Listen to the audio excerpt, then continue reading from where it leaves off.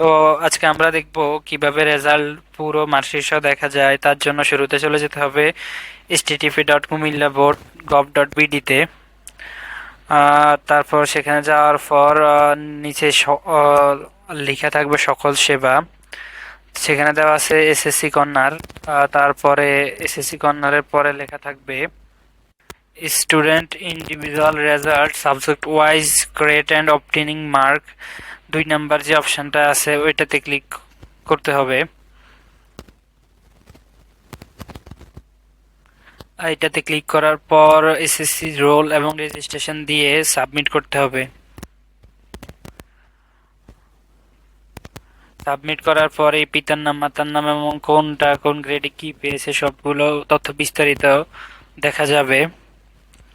এবং পাশাপাশি কেউ চাইলে এটার নিচে প্রিন্ট অপশন আছে, এটা প্রিন্ট করে নিজের কাছে রেখে দিতে পারবে। এইভাবে বিস্তারিত দেখা যাবে সম্পূর্ণ মার্কশিট সহ রেজাল্ট।